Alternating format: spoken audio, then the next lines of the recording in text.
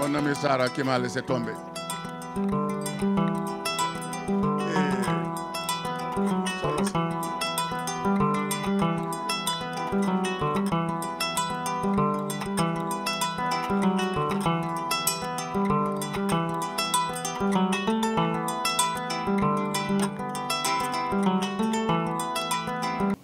Monsieur Kébé, en tant qu'ancien président, vous êtes désigné.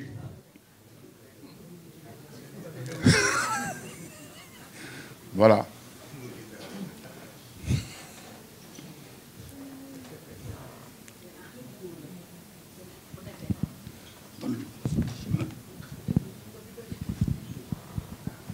Voilà.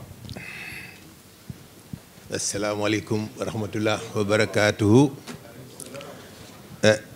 Jox nañ ma dénk nañ ma kii de waaye y a des imams qui sont là ñoo xam ni xëy na ñoo ma gën a kii ci diine ji mënoon nañ leen ko jox waaye nag comme sas nañ ma ko bismillah ñu ñaan yàlla rek li ñuy wax fii yëpp yàlla nañu ko yàlla defal yàlla nañu ko yàlla nangul amin ci daraja Seydina Muhammad sallallahu alayhi wasallam a'uuzu billahi minash shaytaani rajiim bismillahi rahmaani rahiim alhamdulillahi rabbil aalamiin rahmaani rahiim maliki yawmiddin iyyaka na'budu wa iyyaka nasta'in ihdina siratal mustaqim siratal lazina an'amta alayhim ghayril maghdubi alayhim waladdallin allahumma salli ala muhammad wa ala ali muhammad kama sallaita ibrahima wa ala ali ibrahima wa barik ala muhammad wa ala ali muhammad kama barakta ibrahima wa ali ibrahima fil alamin innaka hamidun majid allahumma innaka afuwwun tuhibbul afwa fa'fu anna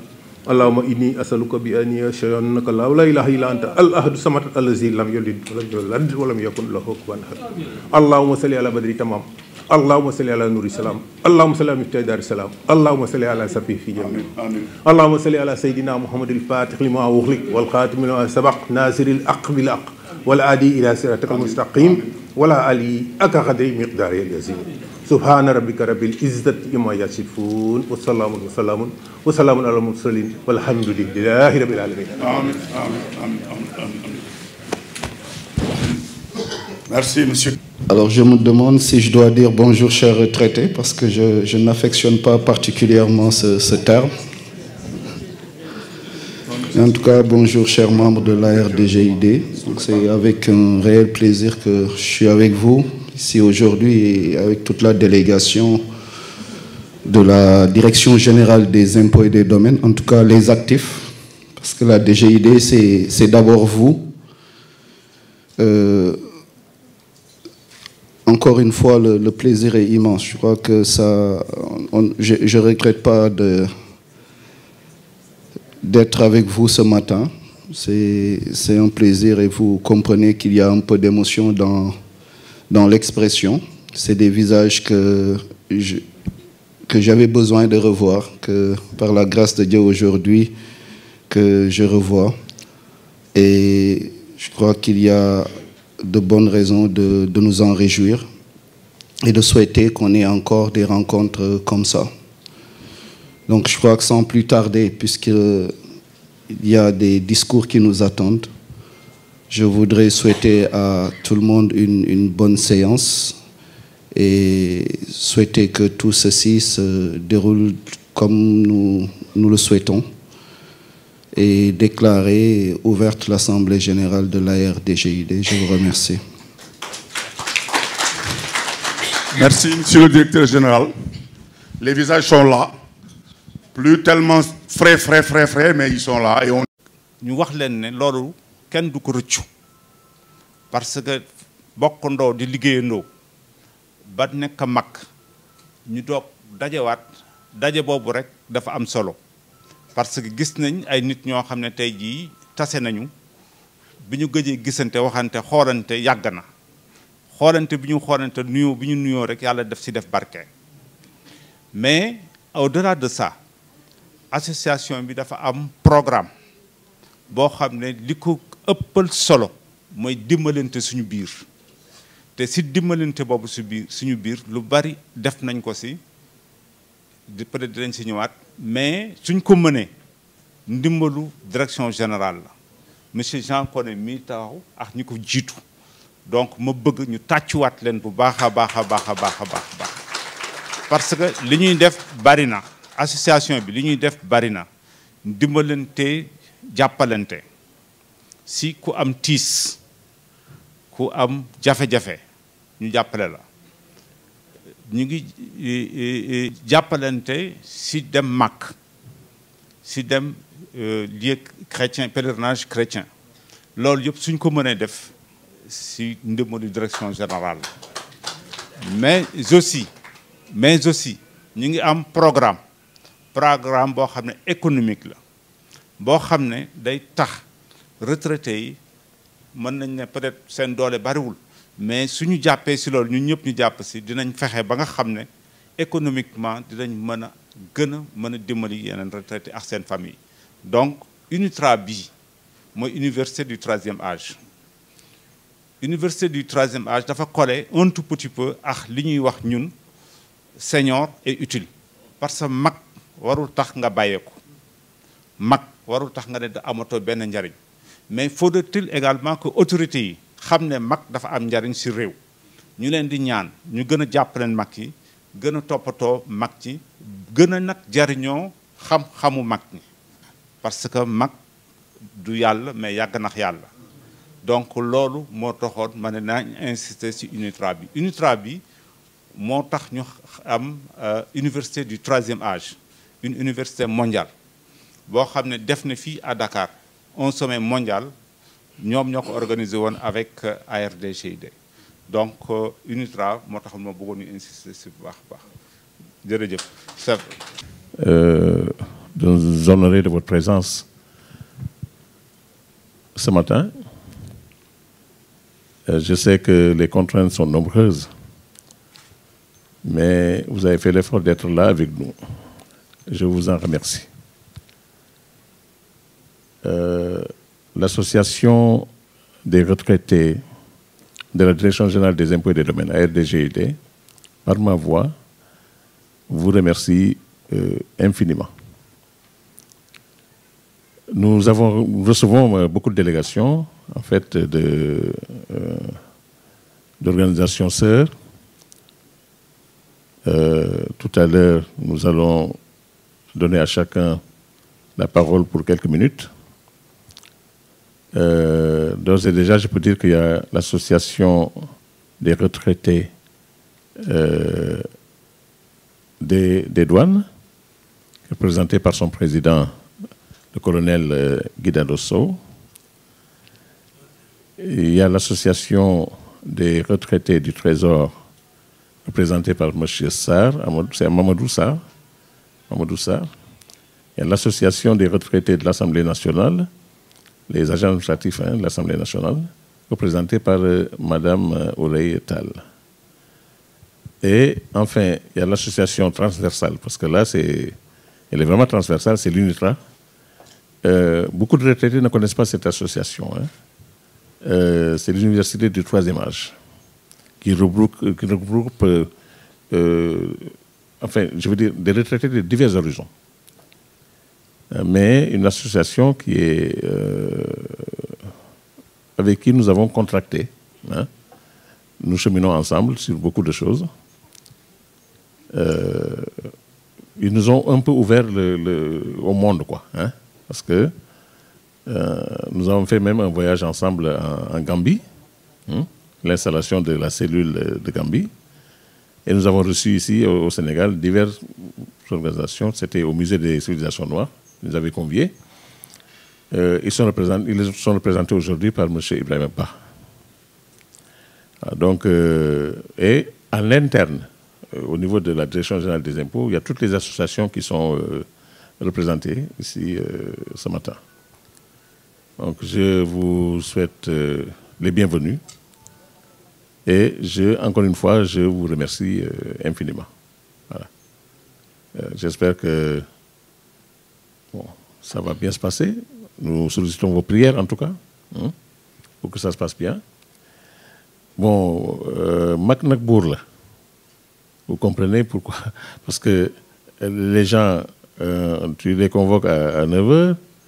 On n'est pas comme chez vous, Guidado. Hein, Guidado, eux, ils sont un peu militaires sur le bord. Mais là, tu convoques à 9h, ils vont venir ici à midi. Hein? Voilà. Parce que maintenant, on comprend un peu que c'est difficile. Voilà. Je félicite la cellule de Kaolack qui est venue en masse. Hein? Ils ont quitté Kaolack et ils sont presque arrivés à l'heure. Hein? Donc, félicitations Ousmane aussi. Hein? Voilà, donc je vous remercie tous. Hein? Je revois des visages, j'ai dit vraiment, ça me fait plaisir. Hein? Ça me fait plaisir. C'est des gens avec qui on a cheminé pendant très longtemps. On s'est perdu de vue quelque part, mais bon, grâce à ces associations aussi, on maintient les liens. Voilà, parce que grâce à notre panel, tout ce qui touche un membre est immédiatement connu de tous et les réactions sont formidables. Voilà, donc, franchement, encore une fois, merci de parler un peu en wolof aussi. Voilà bon nag li ma doon wax rek ma ne ñu ngi leen di gërëm leen sant yéen ñëpp si seen teewaay. Di remercier nag surtout aussi notre directeur général monsieur Jean Koné nga xam ne wax dëgg yàlla à l'instar des autres directeurs qui l'ont précédé seetaanuñu benn yoon seetaanuñu benn yoon accompagné nañu lu ñu war a accompagner li mu fekkoon wàññiwul ci dara donc ñu ngi lay sant monsieur le directeur général yow ak sa staff yëpp nag ñu ngi leen sant bu baax a baax a baax waaw di sant aussi ñi nga àndal de délégation le staff di remercier di sant ñi nga xam ne tam ñoo yoroon association bi avant ñu koy jot ñun là vous avez les 3 directeurs les 3 présidents de la RDGID. Ça a commencé avec monsieur Doudou Mbodj. Doudou Mbodj lañ ko gën a xamee mais c'est Mohamed Mbodj. Il fut le premier président de cette association-là. C'est eux qui sont vraiment les pionniers. Ñoo sos affaire bi. Doudou Mbodj. waaw Doudou Mbodj. Monsieur Doudou Mbodj. Premier président de la RDGID. Oui, parce que l'association bi su amee vraiment grâce ak moom la surtout lay wax moom ak FAT6. Voilà. FAT6 waaw vraiment je demande ak ñu kii ko. maanaam yaramam moo ko mayul tey mu ñëw teewee ko. mais xam naa de tout cœur elle est avec nous waaw. ñun ñoo jël association bi si le doyen Mamadou Diagne Kébé. Mamadou Diagne Kébé. Mamadou Diagne waaw. Merci, M. Diagne. Il a joué à l'imam tout à l'heure, là. Hein? Mais il s'en est bien tiré. Hein? Alhamdulillah. Alors, donc, li Forte Zone wax naan ñoom yoruñu association ba pare réer caabi bi il a raison. Parce que jox nañu ko si anam bu rafet bon ñun tam day wax dëgg yàlla jéem nañu bay suñu waar waaw parce que en âme et conscience xam nañ ne def nañu li ñu man pour que association bi jëm kanam waaw donc loolu daal la bëggoon wax si wolof Doudou defe naa ah. waaw évidemment ça waaw évidemment parce que dafa am aussi suñu benn membre boo xam ne dafa amoon solo lool si association bi yàlla teel ko jël waaw vraiment lii tax ma ne am na solo lool parce que moom mook Diagne bi ñoo imaginé woon créer le panel dédié à la RDGID moom moo ko administré il l'a fait de très belle manière ba tekk suñu loxo waaw moo ñu ngi koy ñaanal yàlla teeru ko àjjana muy Omar Bayo Fall am nañu itam sunu ay membres yoo xam ne bon ku mel ni Astou Marème Ndiaye récemment ku mel ni Fekke Be Jara ñu ko doon xam si turu Balla Ndiaye qui était moom Kaolack la nekkoon moo doon président cellule Kaolack d'ailleurs moom la Ousmane Thiam remplacé waaw def liggéey bu rafet moom itam ak itam ku mel ni Sidi Madiam Ndiaye. Sidi il a joué un rôle important aussi dans l'association parce que à un moment donné je crois que moom moo doon trésorier bi ah Diagne c'est ça hein.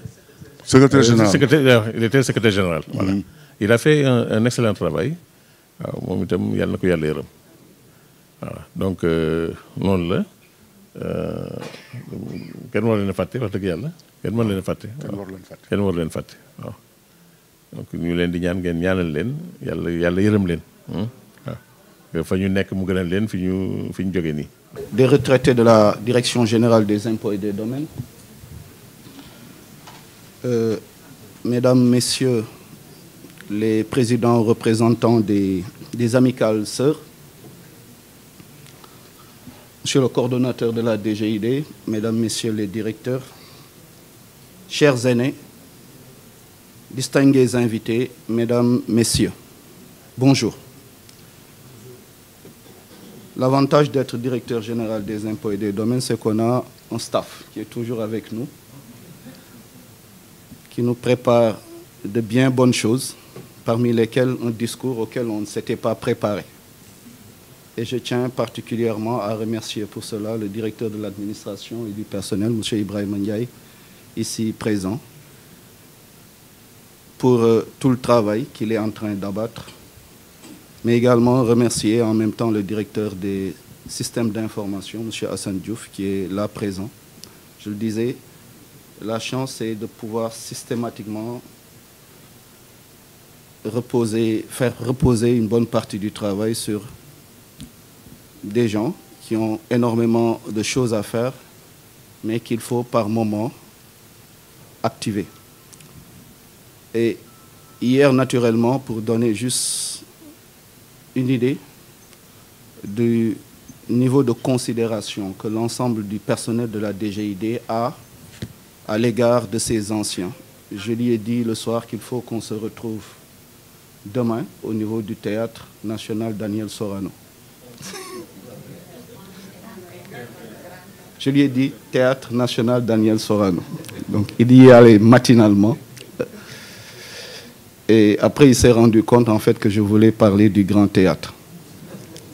On est venu exactement au même moment parce qu'il s'était fait également le devoir d'être là. Et c'est un sentiment de gratitude qu'on a aujourd'hui vis-à-vis de vous. Parce que si aujourd'hui la Direction générale des impôts et des domaines est devenue attractive à tout point de vue, c'est parce que vous avez été à la hauteur de la mission qui vous a été confiée.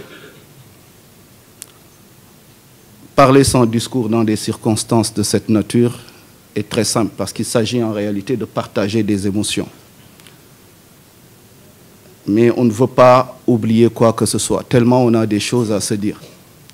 Et en guise de rappel, vous le rappeliez d'ailleurs tout à l'heure à propos du coordonnateur Adidje, que je salue au passage et dont je salue encore une fois l'assistance qu'il m'apporte au quotidien dans le cadre de la gestion de la Direction générale des impôts et des domaines. On ne vous raconte absolument rien. Il est à mes côtés, matin, midi et soir, et je tiens particulièrement à magnifier sa présence et le travail exceptionnel qu'il abat à mes côtés. Je tiens à le dire devant vous, parce que vous êtes également les témoins de l'histoire. Je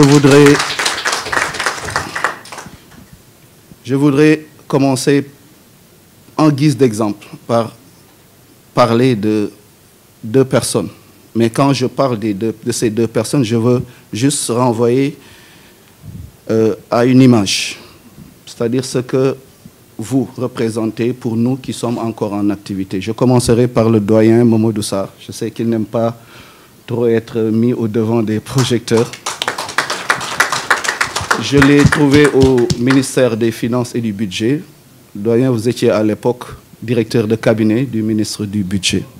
Il m'a pris sous son aile. On avait déjà quelques relations personnelles. Et je me souviens d'une personne particulièrement douce, calme, pédagogue, avec un sens élevé du devoir. Je peux vous le dire aujourd'hui, vous êtes une référence. Pour ceux avec qui vous avez eu la chance de travailler, je pense que ça a été pour nous autres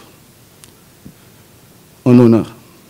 Et vous retrouvez aujourd'hui en train de soutenir ces associations qui ont besoin d'être soutenues, me réjouit davantage. Je tiens ici à vous remercier pour tout le travail qu'on a eu à abattre ensemble. Vous avez et vous resterez encore pour nous un modèle. Deuxième exemple, c'est M. Makodou Sall, qui a été mon directeur de mémoire à l'ENA, l'École nationale d'administration. Non pas simplement parce qu'il a été directeur de mémoire, parce que j'ai eu à travailler ici avec beaucoup de doyens. Je citerai Ben Ousmane, bien d'autres, donc on ne peut pas allonger la liste. Mais je donne juste l'exemple de Makodou Sall pour une raison, parce qu'il a été non seulement mon directeur de mémoire, mais je me souviens un samedi, comme aujourd'hui, pendant que nous étions en train de nous préparer à déposer nos mémoires, il s'est déplacé personnellement au niveau de l'ENA pour qu'on apporte les touches ultimes au travail que nous venions de faire ensemble. Je dis travail que nous venions de faire ensemble. C'est pour dire qu'il y a eu une implication personnelle à son niveau qui nous a permis aujourd'hui de garder ces bons souvenirs et surtout de tenir compte de cette ligne qu'il nous a tracée. Je pense que cette ligne a été quelque part inspirée par les actions et les interactions qu'il a eues avec certainement chacun d'entre vous. Donc c'est une occasion pour moi de remercier encore les personnes en retrait que vous êtes. Donc les seniors, vous l'avez dit, vous êtes utiles, vous êtes plus que utiles. Merci. C'est donc avec un réel plaisir, vous l'imaginez, que je me tiens aujourd'hui devant vous à l'occasion de l'Assemblée générale de l'Amicale des retraités de la Direction générale des impôts et des domaines. Et vous me permettrez d'exprimer ma joie de me retrouver parmi vous, vous qui êtes nos doyennes et nos doyens, ceux-là même qui ont contribué, je le disais, par leur dévouement, par leur rigueur, par leur engagement sans faille à faire de la Direction générale des impôts et des domaines et par ricochet du ministère des Finances et du Budget ce qu'ils sont. Je le disais tout au début de ma prise de fonction, nous sommes les héritiers d'une tradition. Cette tradition, c'est vous qui l'avez bâtie. Aujourd'hui, nous tenons le témoin. Je vous le dis encore, suivez-nous particulièrement pour que nous puissions le transmettre dans les meilleures conditions. Parce que quelque part, ce que nous tenons entre nos mains, c'est une grande partie du patrimoine que vous avez participé à constituer pour le Sénégal et donc pour les héritiers que vous avez laissés à la maison. En tant qu'administration, nous avons donc le devoir, mais surtout l'honneur, de maintenir et de renforcer les liens précieux qui nous unissent. Ce lien ne doit pas s'arrêter, bien au contraire, il doit se nourrir d'échanges, de reconnaissance et d'implication continue. C'est pourquoi nous souhaitons vous voir jouer un rôle plus actif dans la médiation sociale. Nous avons besoin de vous au quotidien, par votre présence, par vos conseils, certainement par vos prières, pour faire en sorte que les conditions d'exercice des fonctions qui nous sont confiées puissent être assurées. Dans le cadre donc de notre politique de gestion, nous entendons faire en sorte que les expérimentés que vous êtes puissent s'impliquer davantage dans tout ce qui permet aujourd'hui à la Direction générale des impôts et des domaines de pouvoir mieux assurer le rôle qui est le sien.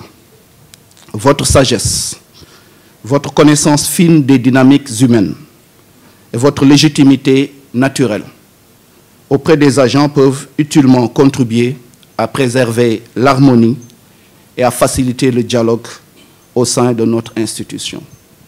C'est cette place que nous entendons vous confier encore plus, davantage que ce que vous occupez.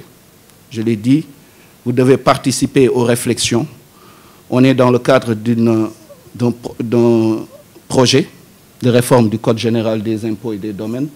Nous avons déjà envoyé au président de l'amicale un appel à contribution pour que chacun d'entre vous, compte tenu de son vécu, de son savoir, j'allais dire de son savoir-faire, puisse utilement nous assister. Il n'y a pas de contribution qui nous paraîtrait minimale. Tout peut nous être utile. Je n'ai pas besoin de vous faire une description de la situation actuelle de nos finances publiques. Je sais que c'est des questions que vous suivez particulièrement bien, mais je sais que vous avez également vécu des situations sans doute plus difficiles. Vous avez été là, en tout cas pour la plupart, quand il s'est agi de procéder à des ajustements structurels. Vous les avez vécus et je vois certaines personnes déjà plongées dans des souvenirs. C'est pour dire que nous ne vivrons pas ce qu'on n'a pas déjà vécu. Pour nous qui, entre guillemets, venons d'arriver, ça peut paraître difficile. Pour vous, c'est une histoire qui est redite.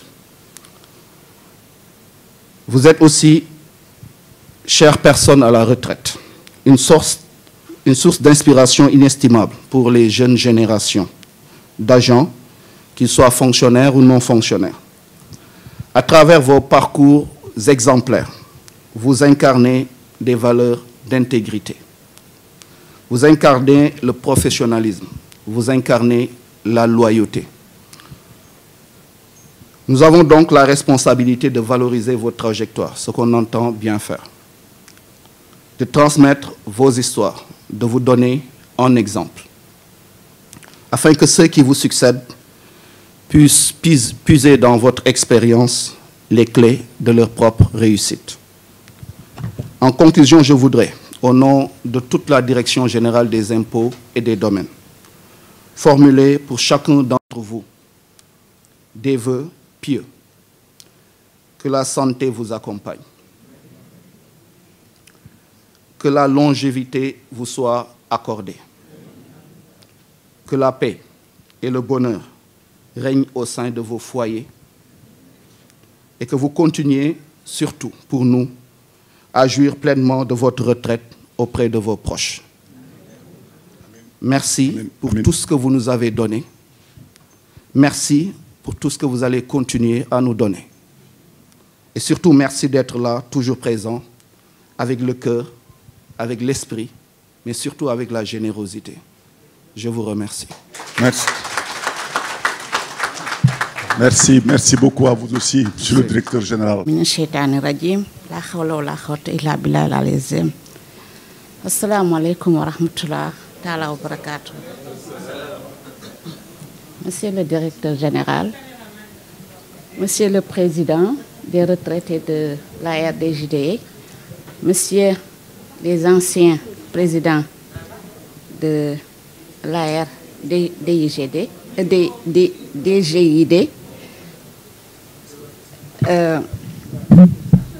Voilà. Mesdames, Messieurs, Madame, mes sœurs, mes frères retraités, je vous remercie de m'avoir invité à cet grand événement, ô combien important pour nous. Au nom de l'Association des retraités de l'Assemblée nationale, au nom de la délégation qui m'accompagne, dont ma secrétaire générale, la chargée des affaires sociales et le président des relations chargé des affaires extérieures. Et à mon nom propre, je vous remercie pour l'honneur qui m'a été fait en ma qualité de présidente de l'association des retraités de l'Assemblée nationale.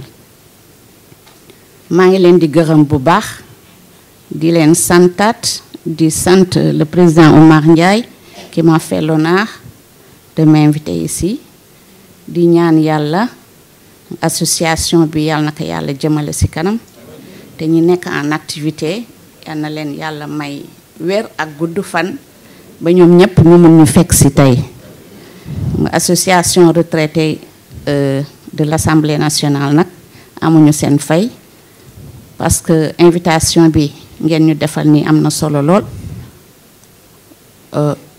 association retraité Assemblée nationale yàgg na man nag damay soog a ñëw parce que au mois de mars le 28 mars plus précisément donc la jël relève sama ancienne présidente ci boppu Assemblée nationale donc je suis toute nouvelle présidente donc maa ngi topp seen gannaaw di jàng donc lii moo tax tey événement bi nekk lu am importance ci man parce que ñaan naa yàlla aussi suñu amee ñun tamit suñu assemblée générale ordinaire ni ngeen ñu defalee honneur ñu defaleen noonu honneur donc je vous remercie infiniment je vous remercie beaucoup pour l'invitation di ñaan yàlla ñun ñëpp yàlla may ñu fan bu gudd ak weex defal ñu sutura daayiman je vous remercie.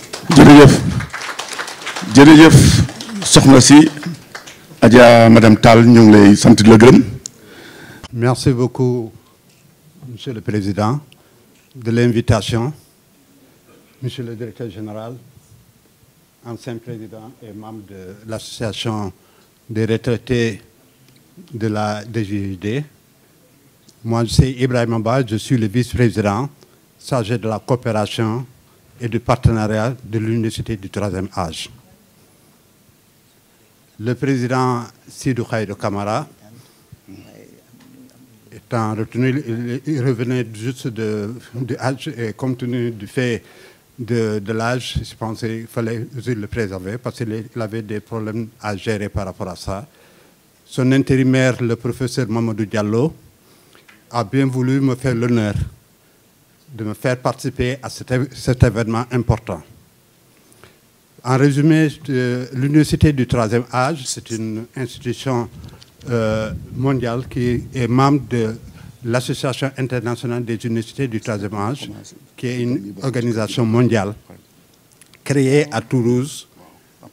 Au niveau africain, nous sommes la première université des personnes, université du troisième âge d'Afrique. Et nous avons aussi la mission de mettre en place au niveau africain les autres antennes des autres pays. Nous avons fait l'installation de l'Université du troisième âge du Mali en 2009, du Bénin en 2023. En 2022, du moins, en 2022, on a fait la Gambie. En 2023, le Bénin. Et en 2024, nous avons installé l'antenne de Guinée-Bissau. Donc, le programme est assez important. Nous avons effectivement des conférences que nous organisons annuellement 2 fois par année au niveau mondial. Mexique dernièrement, Et nous faisons des réflexions.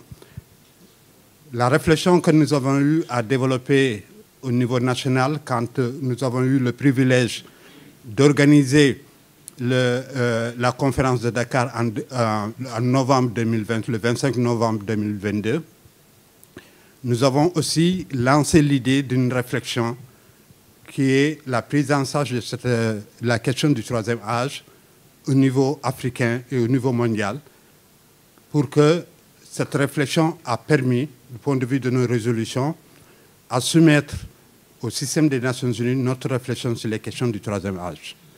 Nous avons effectivement produit un document que nous avons partagé dans le système des Nations Unies pour les informer de cela et dans le processus, passé sur le canal de l'association internationale, nous avons soumis cette résolution pour la question de la prise en charge d'une manière particulière la question des personnes du troisième âge. Au niveau sénégalais, nous avons des antennes que nous voulons redynamiser au niveau des régions. Nous avons aussi des partenariats. Je dirais que nous avons des partenariats que nous avons mis en place et le partenariat que nous avons avec l'association des anciens de la direction des impôts et domaines a été un partenariat très fécond où on a eu à échanger parce qu'ils nous ont accompagnés aussi du point de vue du processus à l'organisation de la conférence que nous avons eu à faire en 2022. Cela a été une opportunité d'échange et de partenariat. Juste après cette conférence, nous sommes allés ensemble pour matérialiser justement ce partenariat, aller ensemble installer l'antenne de la Gambie. Je pense que ça a été quand même un processus de partenariat que nous avons pu développer et nous sommes ouverts justement à ce partenariat. Nous avons, dans le cadre de l'association internationale, beaucoup de programmes sur lesquels peut-être notre occasion nous donnera la possibilité de les partager. Je voulais remercier justement tous les invités et remercier justement de cet honneur que vous nous faites de nous inviter. Le président et le président intérimaire vous remercie d'avoir invité UNITRA à cet événement important. Merci beaucoup. D'emblée, je vous dirais que moi, je n'ai pas la verve d'un tribun. Et je n'avais pas prévu de prendre la parole. Donc, je compte sur votre indulgence pour tout ce qui sera dit ici. Et je serai très bref aussi. Monsieur le directeur général des impôts et domaines, monsieur le président de l'ARDG, ID, messieurs les représentants des différentes associations qui sont là, il me revient donc l'insigne honneur de prendre la parole. Je le fais à brûle pour point, je ne l'avais pas prévu, mais seulement je ne saurais ne pas accorder un satisfecit à l'équipe dirigeante qui a pris la relève parce que j'ai été le président sortant et cette association des impôts et des retraités des impôts et domaines a pris une telle ampleur que je dois nécessairement présenter mes félicitations. Sous mon magistère, l'association n'était pas aussi vivante. Elle n'était pas aussi dynamique. Mais avec l'avènement de la nouvelle équipe, nous nous sommes rendus compte qu'à l'heure actuelle, l'association est vraiment bien vivante. À preuve, vous pouvez voir M. Foster, M. Fortes qui est là. C'est un exemple. Et le groupe WhatsApp marche de telle façon que tout ce qui se passe, tout ce qui arrive est nécessaire, est automatiquement répercuté sur les adhérents. Alors, ce qui fait que, vraiment, je ne peux ne pas féliciter le président de l'association, les membres, le conseil d'administration. Et je souhaite que cette dynamique continue. Je me réjouis également de voir, par exemple, mes anciennes secrétaires, et je l'ai dit la dernière fois, je me réjouis de voir mes anciennes secrétaires qui étaient dans une attitude de réserve, qui étaient, disons, timides. À l'heure actuelle, ce sont ces secrétaires qui alimentent le groupe WhatsApp. C'est la discussion, ils donnent des conseils, etc., etc. Et là, vraiment, je suis vraiment content de voir quand même cette évolution. Donc, je souhaite que cette dynamique continue, que tout ce qui est prévu par l'équipe dirigeante puisse trouver un écho favorable au niveau de la direction générale et au niveau, par exemple, des autres. Donc, je vous remercie beaucoup. Merci. Des impôts et domaines, Monsieur le Président de l'Association des retraités de la DGID, Messieurs les membres du comité de direction de l'association, Mesdames et Messieurs, chers invités. Donc, je vais prendre la parole au nom de l'Association des retraités des douanes sénégalaises. Et c'est avec plaisir que je le fais. Parce que votre collaboration avec mon prédécesseur, M. Nicolas Sarr, était vraiment exemplaire. Je le fais avec plaisir parce que je compte beaucoup d'amis dans vos services. Je le disais ce matin, et c'est un peu triste, je le disais ce matin à la radio, c'est un inspecteur des impôts, que Dieu l'accueille dans son paradis terrestre, Waljojo Ndiaye, qui m'a poussé en douane au moment des options. Avec Abdoulaye Ndiaye, j'étais en train d'hésiter. C'est Waljojo Ndiaye qui m'a dit, Guidado, va à la douane. Parce que j'étais tenté d'aller aux impôts, parce qu'il y avait déjà quelqu'un qui m'avait précédé dans le classement et qui est un ami intime. Pape Sidia Ndiaye. Et je voulais aller chez Pape Sidia. C'est un peu, vous voyez, un inspecteur des impôts qui m'a demandé d'aller en douane. Bon, comme vous l'avez dit, ce sont les 3 régies financières, sèves nourricières de l'État. Waljojo disait, impôts et douane, aïwa dem len fay, trésor, aïwa indi len. Donc, il caricaturait notre... Donc, je ne serai pas très long, mais je vois que ce qui se fait en douane se fait également aux impôts. Hier, le DG des douanes était là pour célébrer les retraités. Aujourd'hui, le DG des impôts et domaines est là pour accompagner les retraités. Et j'ai vu votre marque de fabrique, senior, mais utile. Je rappelle qu'il y a 2 ans, et je vais terminer par là, l'Organisation mondiale des douanes, lors de la journée internationale des douanes, avait intitulé le slogan « Utiliser les seniors ». En fait, c'est ça. On peut les utiliser dans la formation, on peut les utiliser beaucoup de choses. Voilà, pour discuter avec les jeunes. Parce que parfois, ils arrivent très jeunes avec des responsabilités. Ils ne comprennent pas tout ce qui a pu se passer pour que l'administration soit là. Un dernier exemple, et je vais terminer. Quand je suis entré en douane, je partageais le bureau avec Armand Nanga.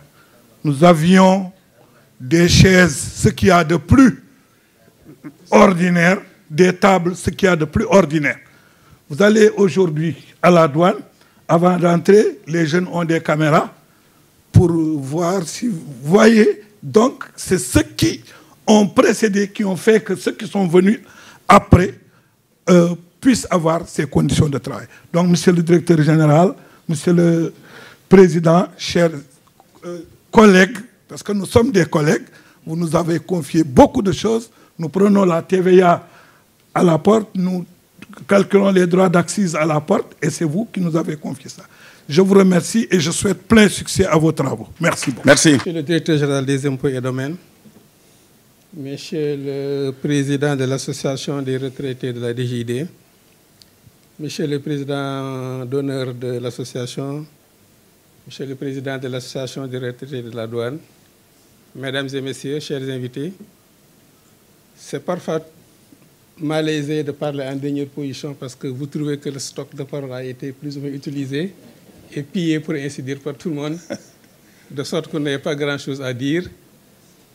Donc, je vais essayer peut-être d'être très bref en disant que je m'appelle Mamadou Sarr, je suis le premier vice-président de l'association des retraités du Trésor du Sénégal et je conduis une délégation de 7 personnes à peu près que le président Galissar empêché a bien voulu désigner pour venir le représenter. Si je parle de l'effectif de la délégation, c'est pour montrer l'importance que nous attachons à cet événement et à ces associations comme celle des retraités de la DGID et de la douane. Pourquoi l'événement? Parce que nous considérons que dans ce type d'association, d'organisation, la tenue d'assemblées générales régulières est le gage d'un fonctionnement démocratique de l'institution. Et le fonctionnement démocratique inclut, en tout cas amène l'inclusion de tout le monde. Et c'est ça le gage du succès de l'association. C'est donc pour ça que je voudrais vous féliciter, Monsieur le Président, pour avoir tenu donc cet agenda qui est important. Pourquoi également cette association est importante? Parce que l'association de retraité du Trésor est une association relativement jeune, qui n'a pas encore d'ailleurs son récépissé depuis 1 an, nous sommes là-dessus. Et nous avons bénéficié beaucoup de l'appui et donc des conseils des associations sœurs aînées, comme les impôts et la douane. Et nous voulons encore continuer à en bénéficier. C'est pour ça que nous avons pensé qu'il est important que nous soyons là, effectivement, pour nous enrichir mutuellement. Quelqu'un l'a déjà dit, la devise « Seigneur, mais utile » est effectivement une devise que nous pouvons tous partager. Quand je dis tous, c'est toutes les associations du ministère des Finances et des autres, parce qu'on l'a rappelé aussi, le ministère des Finances, c'est une famille, et les piliers, en tout cas, un des principes, les 3 des piliers essentiels, c'est la douane, le trésor et les impôts. Donc, nous avons les uns et les autres travaillé dans le cadre de nos administrations respectives, acquis une certaine expérience, et nous pensons effectivement qu'à la retraite, nous devons pouvoir en faire profiter et nos pairs, les retraités comme nous, mais également l'administration, parce que derrière, il y a tout un vécu, une expérience qui fait effectivement que je pense que ça peut être utile. Je disais tout à l'heure à quelqu'un qu'en réalité, quand vous regardez, les choses se renouvellent constamment. Les situations que nous vivons aujourd'hui se sont peut-être présentées sous un autre aspect dans le passé, et le fait que les seniors soient là, qui aient cette expérience, peut effectivement servir aux jeunes générations qui sont là pour pouvoir en tirer un meilleur profit. Donc, je voudrais juste peut-être terminer par une adresse que j'envoie en tout cas à M. le directeur général des impôts et domaines, pour vous donc renouveler nos salutations les plus respectueuses, vous et à travers vous, vos pairs des impôts du Trésor et de la douane. Nous savons les contraintes de vos fonctions. Nous le savons à titre personnel à un double niveau, pour avoir été dans ces positions et pour avoir été aussi dans la position où c'est nous qui mettons les contraintes. Parce que, donc nous comprenons un peu, et c'est pour ça que nous voulons vraiment, une fois encore, formuler les prières les plus ardentes pour que le bon Dieu, le Seigneur, Allah subhanahu wa ta'ala, vous appuie et vous assiste. Parce qu'en réalité, sans ça, je sais que cette situation que nous vivons, ces fonctions que vous assurez, peuvent être très difficiles à remplir. Mais avec la bonne volonté, avec l'engagement et avec les prières des uns et des autres, Inch'Allah, ça se passera bien. En tout cas, c'est tout ce que nous souhaitons, parce que nous sommes convaincus également que vous êtes l'administration qui coiffe nos organisations et que nous avons besoin de vos soutiens pour aller de l'avant, pour réaliser en tout cas ce que nous voulons faire pour le bien et de nos membres et du pays en général, parce que nous devons beaucoup de choses aux administrations et nous devons leur rendre effectivement le peu d'expérience et de connaissances que nous avons. Je vous remercie. Monsieur le directeur général et messieurs les collaborateurs, mesdames et messieurs, messieurs les invités, c'est avec beaucoup de joie, beaucoup de plaisir que je me présente à vous, que je regarde cette salle, que je vois deux amis que depuis longtemps je n'avais pas vu. Oui. Que depuis longtemps je n'avais pas vu. Je me retrouve. Mon ancien chef de service avant ma retraite, M. Samba Gueye. M. Samba Gueye. Oui. Le grand batch. Le grand âge. Et tout de suite, avec les... Grand vérificateur devant l'Éternel, je le précise. D'accord. Donc je me réjouis d'être là aujourd'hui et je me réjouis d'avoir pensé à quelque chose. Ce n'était pas évident. Ce n'était pas évident. Et j'étais avec des hommes et des femmes, mais qui avaient cru. Qui avaient cru. Donc, je souhaite une très bonne continuation à cette association, qu'elle puisse réussir ce que nous avions voulu et qui reste encore. Et ça, je vais poser un problème de revendication, de doléance qui était un peu central dans ce que nous avions fait. C'est le siège. Et monsieur le directeur général, je vous dis que vos prédécesseurs nous avaient promis. Et je me rappelle bien, nous avons eu une réunion où il y avait le directeur du cadastre, le directeur des domaines et le directeur des impôts dans le bureau du directeur général. Et eux tous, ils nous avaient promis qu'on nous donnerait un terrain pour le siège de l'association. Et je vous renouvelle cette demande au nom de l'équipe en place. Et comme le directeur est là, je renouvelle cette demande. Et je remercie tout le monde. Merci beaucoup. Merci beaucoup. Bonjour à tout le monde. Monsieur le directeur général des impôts et des domaines, monsieur le président de l'amicale des retraités de la DGID, ARDGID. Moi, j'ai l'habitude de ne pas dire ARDGID, mais je veux dire ARDGID. Et si on traduit en Wolof, on sait exactement ce que cela signifie. Cela dit également, je salue la présence peut-être des anciens de nos doyens, mais des anciens présidents également de ARDGID. La présence également d'éminents présidents des amicales sœurs d'actifs, comme ceux qui sont un peu en retrait, je ne dirais pas à la retraite. Et dire exactement aujourd'hui toute notre réjouissance d'être là avec vous. J'ai été empli d'émotion tout à l'heure quand le DG faisait un tour pour saluer les doyens. Et ça également, je m'en réjouis fortement. Parce que pour les doyens, la première chose d'abord, c'est le respect. On vous doit un grand respect pour tout ce que vous avez eu à accomplir au service de la nation pour le bien de tous. Donc pour cela, ne serait-ce que pour cela, on vous doit un respect, une déférence. Et vous êtes des modèles également pour nous. Parce qu'aujourd'hui, si on essaye de réussir un tant soit peu quelque chose, c'est parce que nous avons eu également une trace. Nous avons eu une historique. Nous avons vu également des choses qui ont été réalisées par les anciens que vous êtes. Donc par rapport à cela également, nous vous devons un grand respect. J'ai également été empli d'émotions parce que j'ai une autre facette. J'ai eu l'honneur, peut-être la chance, d'accompagner certains d'entre nous au pèlerinage.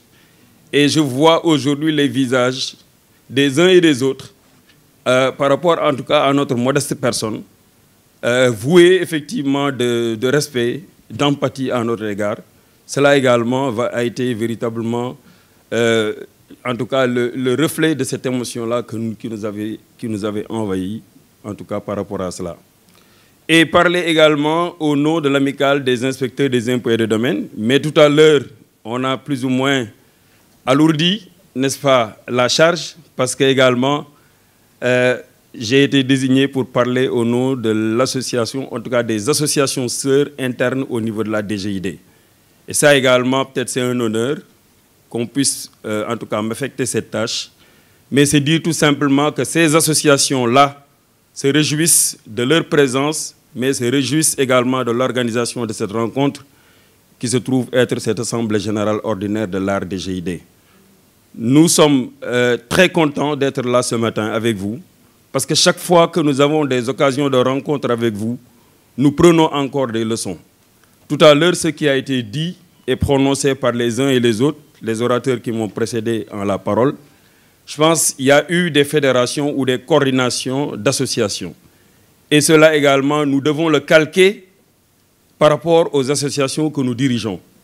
J'ai entendu parler tout à l'heure de CAREF, j'ai entendu parler tout à l'heure de l'UNITRA. C'est des associations aujourd'hui qui ont leur sens, en tout cas pour ce pays-là. Et Moumou, si je pouvais peut-être me permettre en tout cas de faire une suggestion, c'est que de par votre forte expérience, par votre vécu, il me semble que vous devriez, au niveau de ces associations-là, vous organiser en termes, j'allais dire, de production intellectuelle, mais dans le sens d'accompagner les jeunes que nous sommes, mais les gouvernants aussi. J'ai juste une imagination, par exemple, parler du bulletin, par exemple, des retraités, parler du bulletin peut-être de l'association de tel retraité, qui parle effectivement de la situation du pays ou bien d'un problème quelconque, en tout cas vécu par la nation, ou en tout cas une situation, en tout cas qui intéresse la nation et qui vous permette, vous, de donner votre opinion avec ces bulletins-là, qui puissent au moins servir, n'est-ce pas, d'indication et de trame à l'endroit des autorités ou à l'endroit de tous les jeunes qui sont aujourd'hui dans des postes de responsabilité. C'est juste une réflexion que je fais tout en haut, mais je pense qu'on peut continuer à aller dans ce sens-là. Pour ce qui concerne l'amicale des inspecteurs des impôts et des domaines également, je souhaiterais effectivement qu'on puisse, avec l'art DGID, renforcer les relations, les liens que nous avons, Inch'Allah, par des rencontres peut-être qui pourront se faire entre anciens et peut-être jeunes, entre, j'allais dire, des gens qui sont expérimentés, qui puissent conduire aujourd'hui des travaux, des réflexions, mais également des occasions de rencontres pour donner plus ou moins des conseils, prodiguer des conseils à l'endroit des jeunes que nous sommes. Parce qu'on l'a dit, nous, les différentes actions que nous sommes en train de poser dans le cadre de nos amicales, c'est effectivement des actions qui intéressent et profitent à de futurs membres de votre association. Parce que nous tous, nous souhaitons un jour ou l'autre être avec vous, en retrait, mais pas à la retraite, comme je l'ai dit tout à l'heure. Je ne vais pas monopoliser la parole. Je dis tout simplement qu'au nom de toutes les associations internes de la DGID, nous nous réjouissons d'être là avec vous et nous continuons de vous vouer le grand respect qui vous revient. Et sur ce, je dis merci à tous. Je vous en prie. waaw man mënuma wax sentiment bi nga xam ni moo ma animé ma ñëw ñu def ma honneur ni wax ni naa wax au nom ci ñi nga xam dañu jóge direction générale des impôts et domaines te dem ci benn entité li ñuy jëkk wax directeur général mooy sama place dans la hiérarchie la revendiquer. J'en suis tellement fier. moo ma gënal lii ma takk lii c'est passager 39 ans à la direction générale des impôts je vois des visages yu ma dundandool doxandoog ñoom mbégte bi ma ci am mënuma ko am fii c'est pas possible donc je revendique et nous restons des nu ko wax pas retraités des gens en retrait de la direction générale des impôts et domaines ñuy ñaan nag yàlla def jàmm damay wax ni démb barki démb dama dugg direction générale des impôts et domaines ma jaar deuxième étage ma romb la pièce 222 le 13 juillet 77 laa fa jëkk toog j'étais tellement fier ci lieu bi ni mu mel dessin bi ni mu mel architecture bi ni mu mel ma wax agent bi ma fekk xàmmeewu ma sax xam ma que la direction a changé, mais j'espère que les gens n'ont pas changé. Parce que la famille qu'on a vécue, li ñu dund am na visage yoo xam dama leen di gis mbégte bi may am mag yàlla rek ko xam waaye Forte dafa wax lu rëy léegi nañu ñaanalante nañu jàppalante te DG loo mën jàppale ñi jamono metti woon na de jamono taroon na de waaye day man j'ai eu la chance peut-être am na ñu ma fa jiitu am na ñu ma fa mujj waaye période bi ma def direction générale des impôts barewul ñu ko def 39 ans 21 ans ba 60 ans donc ñii ñun war a dimbali la ñun war a jàppale la waaye yéen it bu leen dagg seen diggante ak direction ba surveiller leen toppatoo leen scruter leen lu fa xaw a def ni waxtaanal la kilifa gi ndax suñuy ndam lay doon te loolu nag la ñuy sonn aussi suñuy sœurs yi suñu organisateurs yi par rapport ak seen unité ñu ngi sant ñëpp di gërëm ñëpp di ñaan yàlla prochaine assemblée générale yàlla bu kenn manqué. amiin amiin amiin yàlla bu kenn manqué. allahumma salli ala sayyidina muhammadin wa salli. waaye j'ai parlé au nom maa ngi wax ñilaan moo waroon wax en notre nom mais comme nag moom structure bi mu nekkoon dañ ko kii il m'a fait l'honneur de parler à son nom donc jërëjëf ñilaan. Monsieur le président de l'amicale des retraités. Messieurs les présidents d'honneur, chers invités, chers collègues.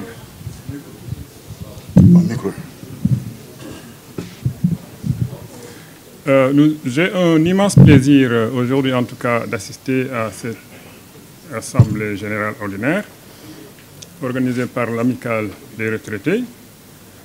Une amicale que je considère comme étant, j'allais dire, la plus grande amicale de la DGID, qui fédère tout le monde. Nous en sommes tous membres, j'allais dire par anticipation, puisque nous sommes tous voués à aller à la retraite avec l'aide de Tout-Puissant. C'est juste une question de temps. Et donc c'est une association dans laquelle nous retrouvons les personnes qui nous ont formés, les personnes qui nous ont accueillis, les personnes qui ont guidé nos premiers pas. Et nous en sommes très reconnaissants.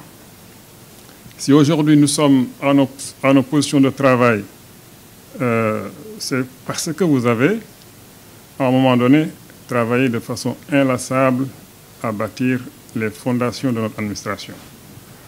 Et aujourd'hui, de votre temps, quelqu'un l'a dit, c'était peut-être des moyens un peu dérisoires, mais vous étiez armés d'une foi, vous étiez armés, n'est-ce pas, de vertu, avec une volonté de bien faire les choses. Aujourd'hui, les choses ont un peu changé. Nous avons peut-être plus de moyens, mais nous avons besoin des valeurs que vous nous avez léguées. C'est de ce fait que nous pouvons, n'est-ce pas, en mettant en bandoulière ces valeurs d'éthique, de rigueur, que nous pouvons réussir les missions qui nous sont confiées. Et j'allais dire, la DGID ne doit pas vous oublier, parce que vous êtes à la retraite, d'accord, mais vous êtes encore parmi nous. Et la DGID a tout intérêt à investir sur ce que j'appellerais peut-être le pont intergénérationnel. Parce qu'en fait, nous devons toujours avoir à l'idée que nous avons besoin de vous. Et ce pont intergénérationnel-là, nous avons besoin d'y investir parce que vous, avec le recul objectif que vous avez, avec l'expérience longuement éprouvée que vous avez une situation, vous avez un statut, j'allais dire, d'observateur avisé. Donc vous avez un recul et vous avez l'expérience. Et donc nous avons besoin encore de vous parmi nous. Et nous pensons que, comme certains l'ont suggéré, nous allons continuer à collaborer, nous allons continuer à travailler ensemble pour encore vous recevoir parmi nous et recevoir un peu vos conseils avisés, parce que nous avons grandement besoin, notamment pour les jeunes qui viennent et qui peut-être ont besoin vraiment d'être boostés, ont besoin d'être encouragés, ont besoin d'être conseillés pour pouvoir acquitter convenablement leurs tâches. Je vous remercie de votre attention. dama naan ci lii ñuy def ni tey fekkee ma ci boolee rek ni ma ci fekkee boolee moo di du ma inspecteur des douanes du ma inspecteur des impôts du ma sax un agent koo xam ne dama liggéey ci administration ce que j'ai noté d'ailleurs que gis naa ni fii ñi fi toog ñëpp ci administration la ñu nekk man nag privé bi laa fi remarqué wul benn yoon te man nitu privé laa damay lancé nag benn défi mbooloo mi fi toog su ma juumul maa fi mag défi boobu nag ku ko weddi rek mun na wax léegi ñu génne carte d'identité yi li tax ma wax loolu moo di li ma fi boole tey moo di Oumar Ndiaye mii di président bi suma jarbaat la mais nag mi ngi leen di nax parce que daf may jël man ca pet di ma laaj ay ñuy waxtaan mu may laaj ci affaire mag lu ma xam ci àdduna bi te yéen moom loola leen di naxee loola leen gañee bi ma directeur général monsieur Koné qui est un parent d'ailleurs on l'a constaté tout à l'heure di nuyoo di ma laaj yaay kan dafa defoon xam naa ne man tam ancien inspecteur là wala ancien douanier mais monsieur le directeur leeral naa la ne c'est un ancien douanier c'est un ancien doyen de la banque moom buy juux rek la alors bi may li tax may wax itam dama am boru ma woon wax sax parce que invité laa rek noonu mais li tax may wax dama gis points yi ngeen traité yépp c'est des points yoo xam ne stratégiques yoo xam ne lu mot a xam la parce que accentuer ngeen ci affaire u mag nee naa léegi ragal naa ne maa fi mag kenn magu ma fi macha allah loolu moo kii nag loolu mooy kii wax ci affaire u ancien affaire u mag lu am solo la parce que dañu am ngeen bu ñu ñun ñëpp xam nañu ne il n'y a pas une école d'expérience l'expérience on ne l'apprend pas à l'école expérience yaa ngi koy amee ci yar ak teggin yow nga nekk ndaw nekk am yar am teggin jege mag ñi baaxee la ko ci li nga leen woon yar ak teggin am na ñu ko bari ñu ko wax li am na ñu bari ñu ko reconnaître donc loolu mooy njëriñ li bon damay féliciter aussi le directeur général parce que ndaw la suñu jarbaat la suñu doom la certes wala même suñu sët ci man suma wàllu man mais xam naa ne daal gis naa ne dama koy ñaanal mu jëm kanam muy def yàlla jàppale ko ci waaw parce que aussi dañuy naan ñun mag ñi dañuy fonk ndaw ñi li tax ñu leen di fonke dañuy naan la valeur n'attend pas le nombre des années te looloo ma dal suma diggante bu ma jëlee exemple ci yow ak ci man looloo ñuy dal waaw ma xal ndaw nga jeune nga mais kenn du la ko iñaane kenn du la ko soxore kenn du la ko bañal loolu la yàlla tudd te loolu moo am la valeur n'attend pas le nombre des années waaw maa ngi gërëm ñëpp nag di sant ñëpp di xam ne rek man itam am na lu ma fi jëlee malgré mon âge am na lu ma fi jëlee tey parce que tax na léegi bu ma delloo dinaa fexe ba dans les banques ñi créer aussi une association boo xam ne day mel ni yéen ñi parce que njëriñ kese la jërëjëf. D'honneur. Monsieur le directeur général, c'est votre diplôme. Merci. Voilà. C'est le même fait. Oui. Voilà. Bon, mais lui, par contre, il va avoir une pénalité. Hein? Je ne l'ai pas vu. Ou alors, il est venu, je ne l'ai pas vu. Ah oui. Alors, notre directeur, c'est Alicine. Mais Ale qui est un membre actif de l'association. Hein? Je ne sais pas pourquoi il n'est pas là aujourd'hui. Ouais. Ouais, ancien directeur des domaines. Voilà.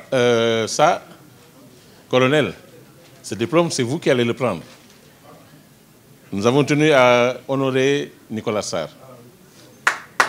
Tu l'as dit tout à l'heure. Hein? Tu l'as dit tout à l'heure, c'est quelqu'un avec qui j'ai été... Voilà, vraiment avec lui, c'est lui qui a impulsé mon prédécesseur. Hein? Voilà. Que quelqu'un lui avait demandé de venir sans lui dire pourquoi. Hein, on voulait lui faire la surprise. Bon, je ne sais pas si elle est là ou non, Mariam. Hein? Voilà. Voilà. Donc, Mariam peut prendre ça parce qu'elles habitent ensemble pratiquement. Ouais. Voilà. Donne ça à Mariam. Voilà, vas-y. Alors. Ça a été une perte terrible quoi, pour nous parce que il a joué un grand rôle dans l'association aussi parce qu'il en était le secrétaire général à l'époque. Beaucoup l'ont connu, c'est Sidi Madiam Ndiaye. Nous avons pensé à lui aussi pour décerner un diplôme d'honneur. Ouais. Sidi Madiam, oui. Sidi Madiam. Ah. Oui, c'est ça.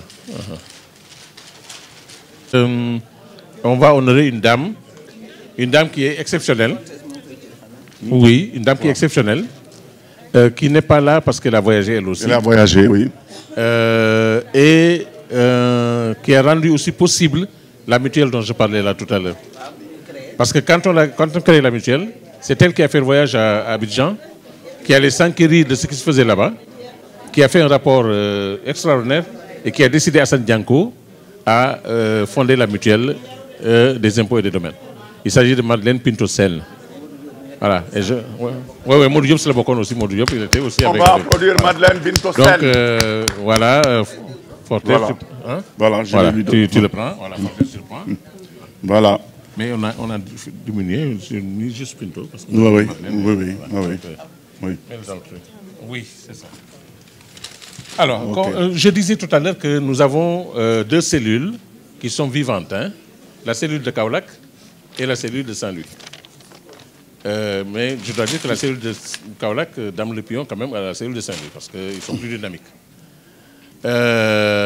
Et c'est à cette occasion que nous avons pensé que l'actuel président de la cellule de Kaolack devait être honoré, Ousmane Thiam.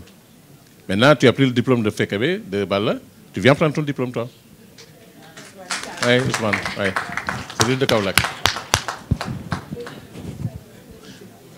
Attention. Ah, ce diplôme, c'est pour toi. L'autre, c'est pour Balla. D'accord? Voilà.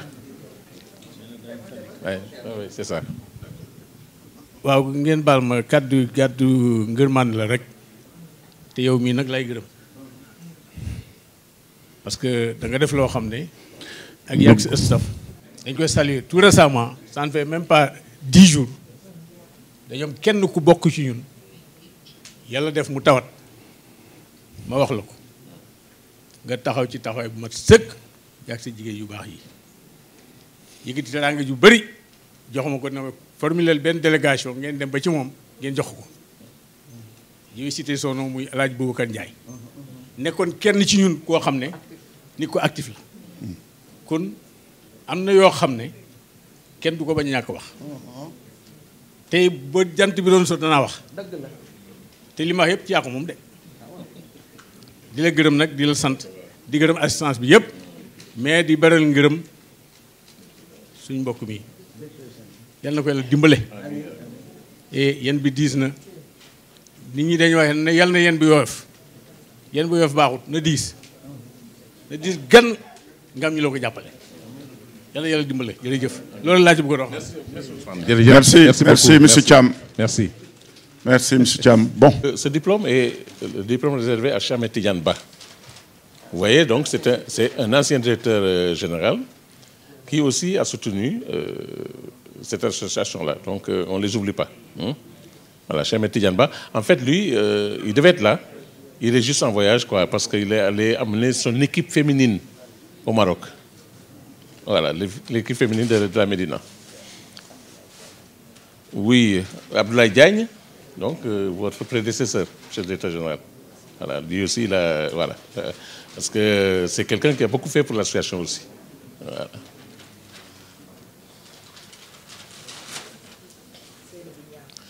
Oui, vous m'avez envoyé ce matin une excuse parce qu'elle allait venir, mais elle a eu un contretemps. Voilà. Seynabou Niantiam aussi, vraiment, c'est...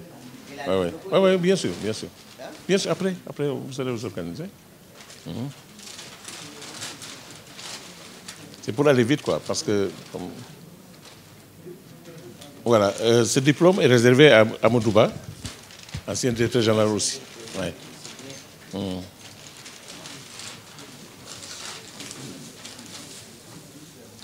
Voilà, ça...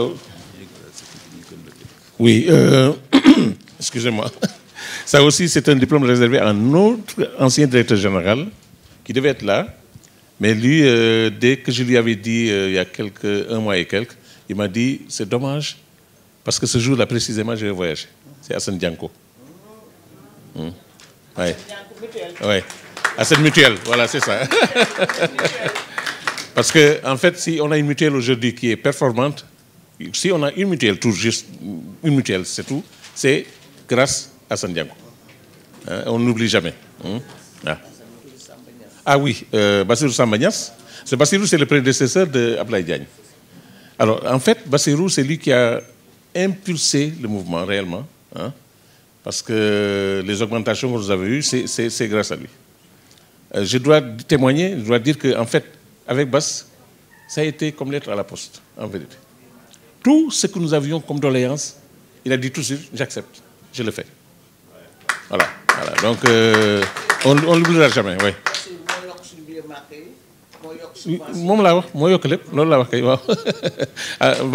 Je disais au DG Koné, je lui ai dit, mais il faudrait que vous aussi, vous puissiez faire quelque chose.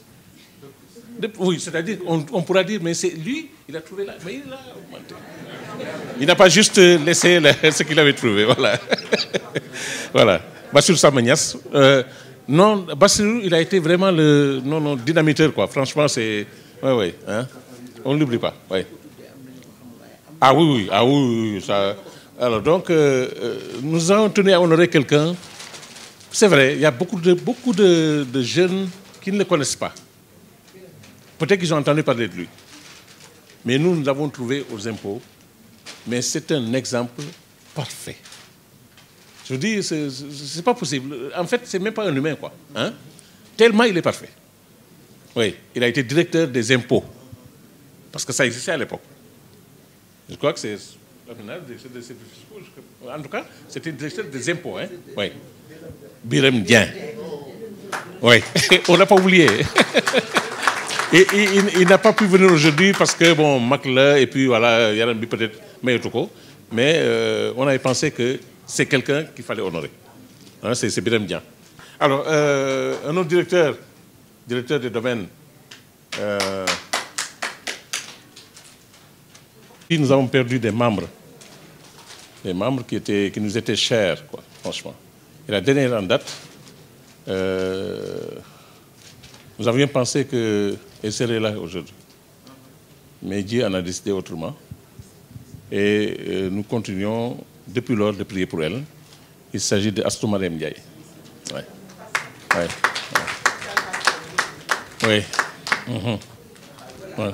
Oui, c'est ça. Oui.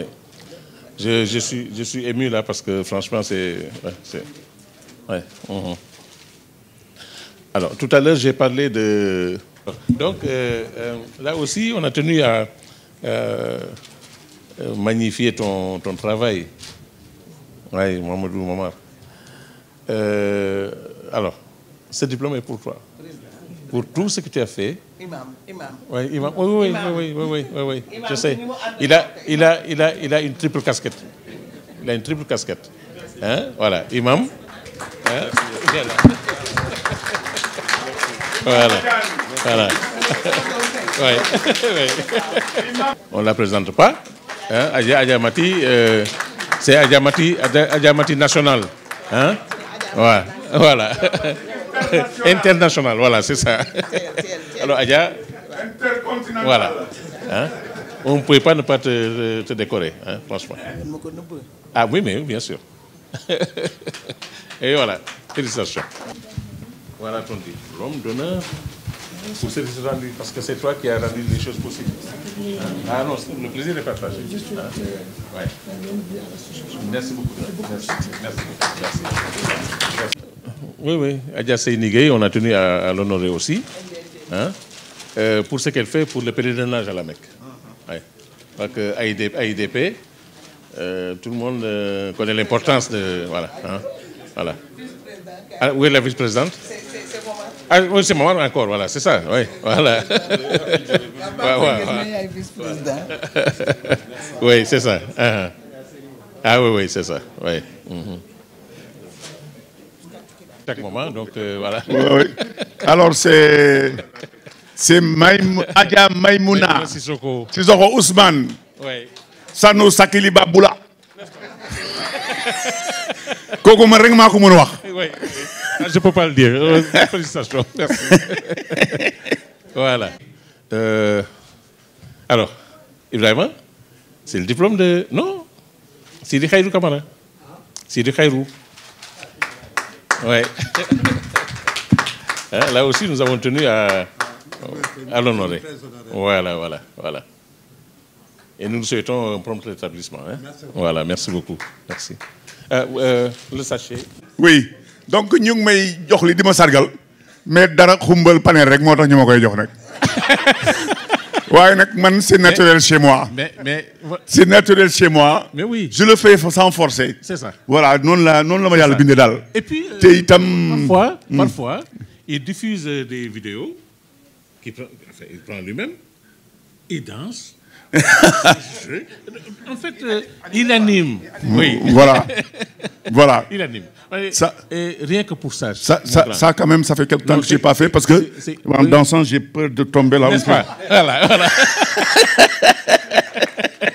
Mais ton apport est inestimable. Oui, bon. Parce qu'en fait, tu sais, dans ces panels-là, chacun y va.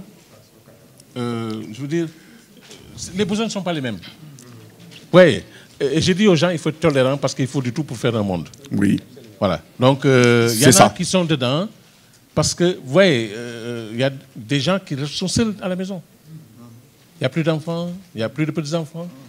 Et vous êtes seuls. Et quand vous êtes seuls, vous avez besoin de distraction. Et il nous l'offre à longueur de journée.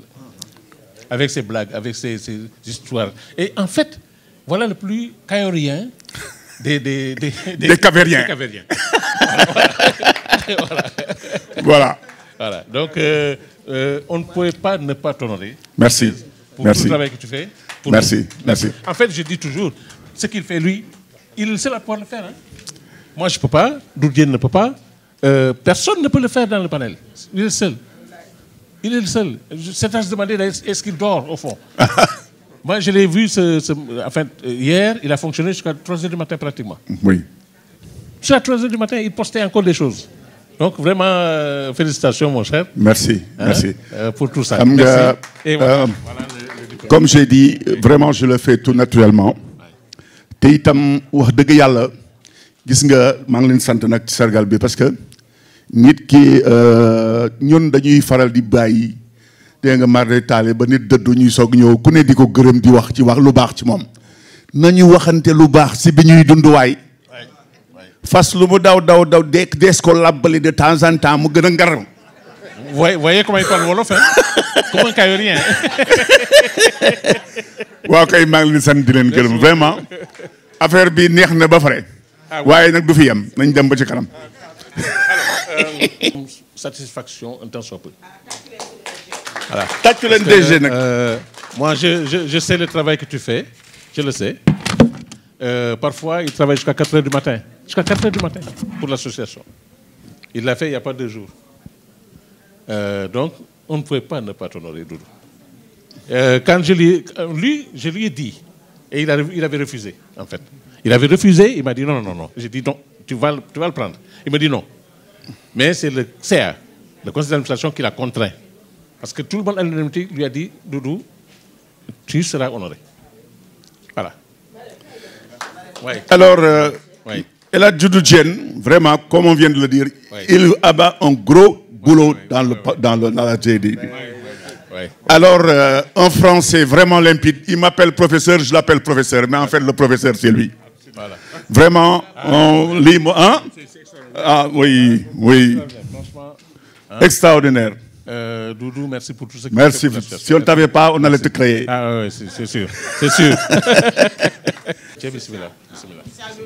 waaw salaamaaleykum ngeen baal nu àq nag bii moom il faut nag président nga may ñu dugal ci tuuti ndax à part commission bi nga xam ni mooy suñu ministre des finances nga xam ni mooy dajale cotisation yi yëpp heure bu nañu koy woo moom moo fi ne commission boo xam ni commission sociale ku nekk xam na ni ku ne mag rek social dugg na ku ni mag yaram naqari na mu ànd ko ak adjointam Adja Mariam Diagne ak kinesi ak commission bu yaatu bu bëgg a dee Fatou Sow guddi ak bëccëg suba ngoon mi ngi dox loo xam ni mooy commission bi nga xam ni moo gën a liggéey ci association bi kooku président il faut ñu wax ko nit ñi daf commission sociale moom nga boo nee mag rek social dugg na boo nee mag feebar dugg na kon Adja Fatou Sow la ñuy honoré.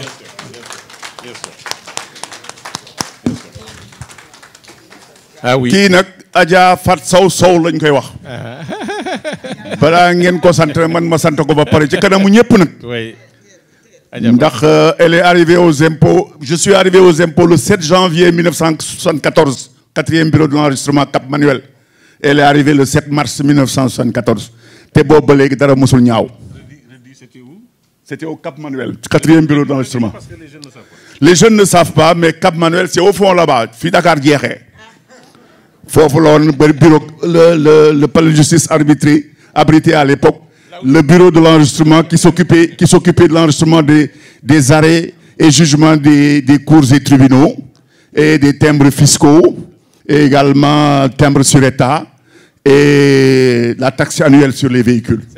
Voilà donc c'est là-bas et man dama koy sant di gërëm toujours parce que dama toog ñëw nekk agent d'assiette ñu toog at ma daal man comme on s'occupait de l'enregistrement des actes yooyu donc j'ai pris goût au droit ma daal di laajte ñu ne ma non mais mun nga def capacité en droit donc kii daanaka liggéey bi moo ko doon def maa ngi moom ñoo ko doon def waaye bu ma ñëwee bu ma amee examen wala damay ñëw fekk moom musta jooy liggéey bi ndax mënoon a dem de chef service man de lii mënuma ko daanaka liggéey bi yëpp maa koy àkki moom waaye noonu la def liggéey bi ci xol bu laab dégg nga maam boobu ba léegi nag mu nekk sama jigéen dara musta ñaaw ndax 1974 ak léegi def na juróom fukki at ak benn bu ma juumutlee di ko sant di ko gërëm nag suñu association bi nag panel moo yore commission sociale waaye wax dëgg yàlla mu ngi koy doxal bu baax a baax a baax a baax ndax wax dëgg yàlla moom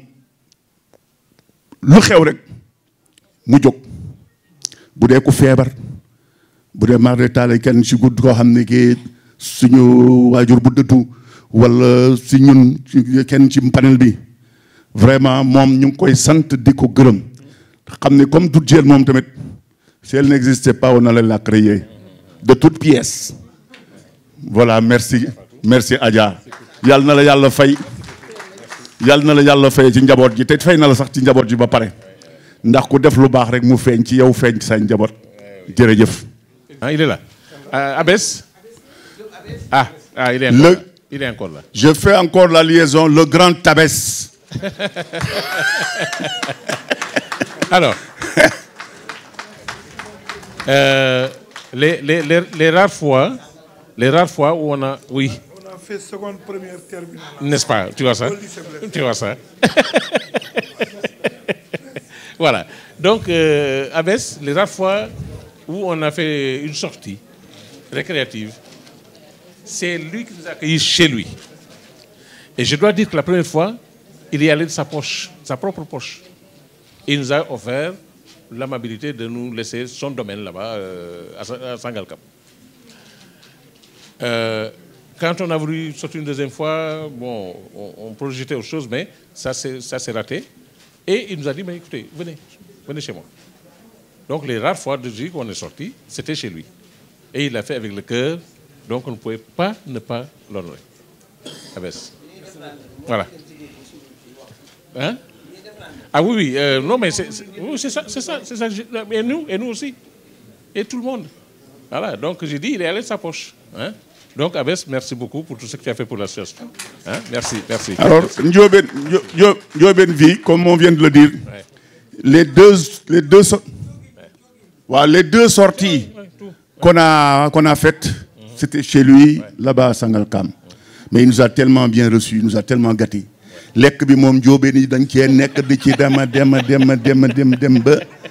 dégg nga maam man nag la ma ca dal ba ñaareelu yoon la ma ca dal nag la ma ca dal ba ñuy ñibbi si moom du ma ko wax fii.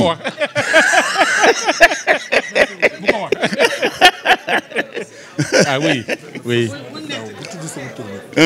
Voulu honorer notre imprimeur.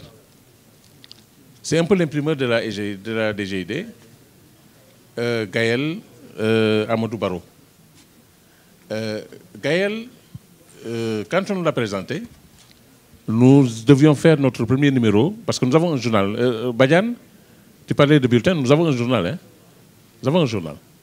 Alors, Kadou ARDGID. Et le numéro 0, il nous l'avait offert gracieusement. On ne s'y attendait pas. Mais quand on a voulu payer, il dit non, non, non, non, je vous le donne. Deuxième numéro, Moudjap Bah. Mais bien que là, on a forcé, quoi, on a quand même payé, on l'a forcé pour ça. Mais vous voyez les cartes de visite, des cartes d'invitation et tout, il l'a fait gratuitement. Donc, c'est quelqu'un qu'on devait honorer.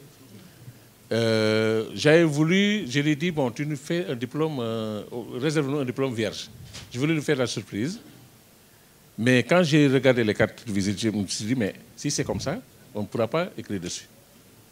Je ne sais pas comment ça devait être. Alors je lui ai dit finalement, écoute, viens quand même, on va t'honorer, on va te mettre ton nom sur les bulletins. Et sur le truc, il m'a dit non, je dis non, non, mets-le. Hein? Voilà, donc c'est Gaël Amadou Barrow, hein, vraiment un mec formidable. Formidable, franchement, oui, formidable. Voilà.